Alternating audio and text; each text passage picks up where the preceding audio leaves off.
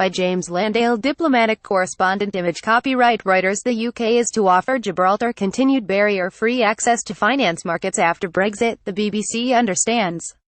The UK is negotiating for Gibraltar to be treated the same as Britain when it leaves the EU in March 2019, but the EU insists Madrid can stop a transitional deal or future trade relationship applying to Gibraltar unless there is a Spain-UK agreement.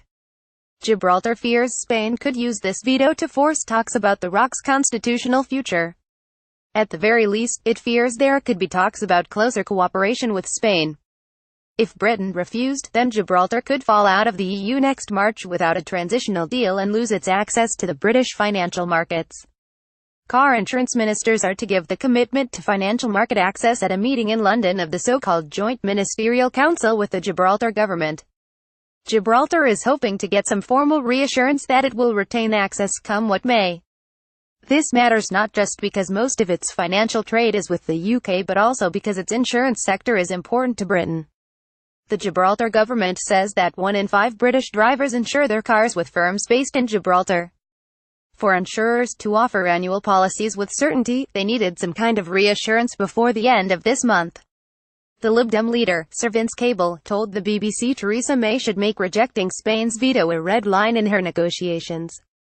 The Prime Minister, he said, had ignored the people of Gibraltar and taken her eye off of a key national interest. He said, if the government is going to take a tough line on Brexit in these negotiations, this is one of the things they should be tough about.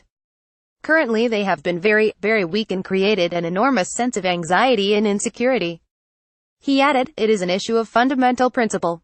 Gibraltar has been attached to the UK for 2 centuries. We have seen oft-repeated demands by Spain to have control over the ROC. We should not allow Brexit to be used as a cloak for giving away what is a substantial British commitment. Mr. Cable said he wants the government to take an absolutely firm stand and remove any question of Spain having a veto over Gibraltar's sovereignty in its next stage of negotiations. A UK government spokesperson said, the EU's guidelines are a matter for the EU and the other member states. The Prime Minister has said that, as we negotiate these matters we will be negotiating to ensure that the relationships are there for Gibraltar as well.